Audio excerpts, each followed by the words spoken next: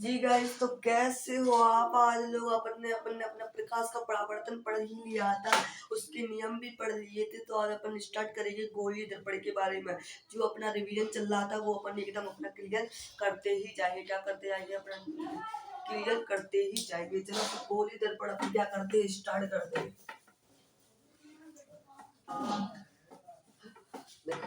चलो गोलीय दर्पण,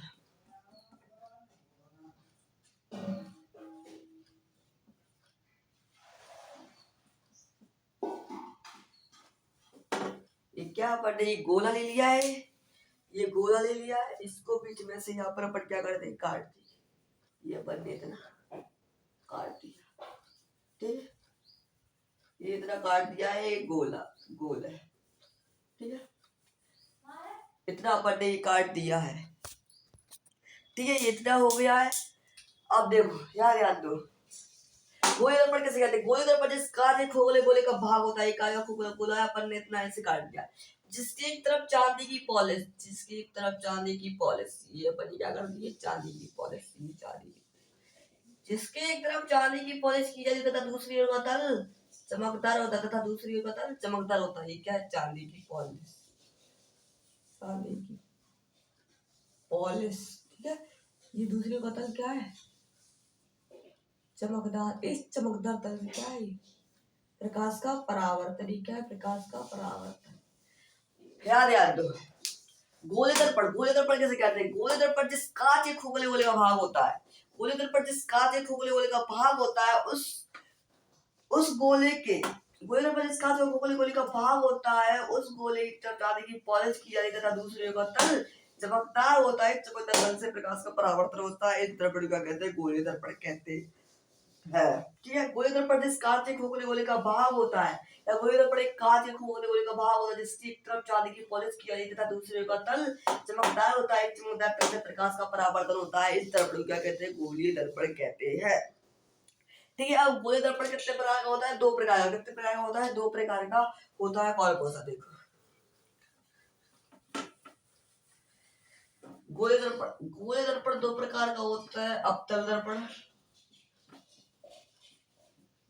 उत्तल दर्पण। ये दोनों गोलीय दर्पण कितने प्रकार का होता है? दो प्रकार का, ठीक है। अब अवतल दर्पण और उत्तल दर्पण, ठीक है। अब अपन पढ़ेंगे अवतल दर्पण।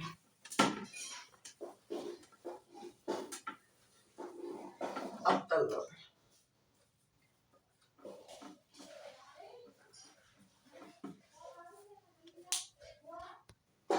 ठीक है। तो क्या आएगा? अवतल दर्पण अपन पढ़ते हैं। अवतल दर्पण कैसे कहते हैं? देखो, यहाँ ध्यान देते जाओ, क्योंकि अब रिवीजन चल रहा है, डबल रिवीजन नहीं किया जाएगा इसलिए, ठीक है। टाइम भी होने वाला, जब तक आप इसका रिवीजन करना, हमें सुनाना बस। अवतल और उत्तल पढ़ाने के बाद, उपयोग पढ़ाने के बाद सुनापन कल करेंगे, ठीक है। चलो, अवतल दर्पण कैसे कहते हैं? अवतल दर्पण, इस दर्पण के उभरे हुए पृष्ठ पे, क्या है उभरा हुआ पृष्ठ? इस दर्पण के उभरे हुए पृष्ठ पे चांदी की पॉलिश की जाती है। इस दर्पण के उभरे हुए पृष्ठ पे चांदी की पॉलिश की जाती है तथा दबे हुए पृष्ठ से प्रकाश का परावर्तन होता है। क्या है ये? दबे हुए पृष्ठ, प्रकाश का परावर्तन होता है। अवतल दर्पण कैसे कहते हैं? इस दर्पण के उभरे हुए पृष्ठ पे चांदी की पॉलिश की जाती है तथा दबे हुए पृष्ठ पे प्रकाश का परावर्तन होता है। इस दर्पण को क्या कहते हैं? अवतल दर्पण कहते हैं। इस दर्पण के उभरे हुए पृष्ठ पे चांदी की पॉलिश की जाती है तथा दबे हुए पृष्ठ पे प्रकाश का परावर्तन होता है। इस दर्पण को क्या कहते हैं? अवतल दर्पण कहते हैं। इस दर्पण के उभरे हुए पृष्ठ पे, क्या? इस दर्पण के उभरे हुए पृष्ठ पे चांदी की पॉलिश की जाती है तथा दबे हुए पृष्ठ पे प्रकाश का परावर्तन होता है। इस दर्पण को क्या कहते हैं? अवतल दर्पण कहते हैं। अगला देखो, उत्तल दर्पण किसे कहते हैं?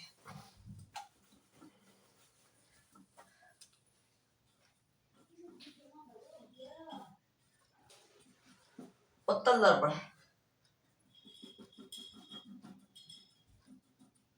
इस दर्पण के दबे हुए पृष्ठ पे, क्या? इस दर्पण के दबे हुए पृष्ठ पे चांदी की पॉलिश की जाती है। दबे हुए पृष्ठ पे चांदी की पॉलिश की जाती है तथा उभरे हुए पृष्ठ पर प्रकाश का परावर्तन होता है। उभरे हुए पृष्ठ पर प्रकाश का परावर्तन होता है। उभरे हुए पृष्ठ पर परावर्तन होता है। क्या होता है? परावर्तन होता है।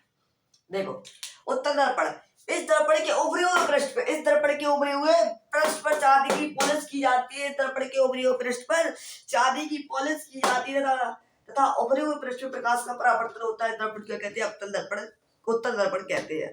इस दर्पण के दबे हुए पृष्ठ क्या है? दबा हुआ पर अवतल में था उभरा और उत्तल में क्या है? दबा हुआ पृष्ठ। तो इस दर्पण के दबे हुए पृष्ठ पर चांदी की पॉलिश की जाती है तथा ऊपरी हुए पृष्ठ से प्रकाश का परावर्तन होता है। इस दर्पण क्या कहते हैं? उत्तल दर्पण कहते हैं। अब इनके नियम देखो, नियम देखो, उपयोग देखो। अवतल दर्पण के उपयोग।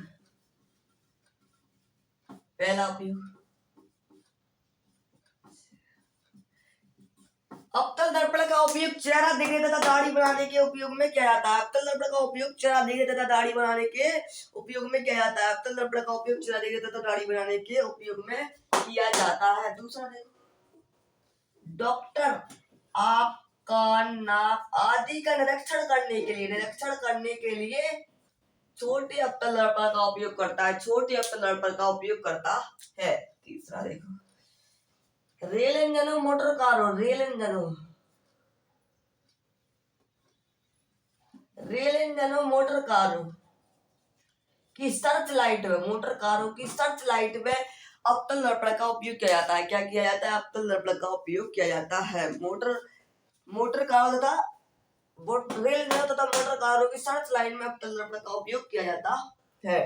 ठीक है, तो पहला उपयोग क्या है? चेहरा देखने तथा दाढ़ी बनाने के लिए अवतल दर्पण का उपयोग करते हैं। दूसरा है डॉक्टर आंख, कान, नाक आदि का निरीक्षण करने के लिए छोटा अवतल दर्पण का उपयोग करते हैं। ठीक है, और तीसरा है रेल इंजनों, मोटर कारों की सर्च लाइट में, मोटर कारों की सर्च लाइट में अवतल दर्पण का उपयोग किया जाता है। अब अवतल दर्पण का उपयोग देखो,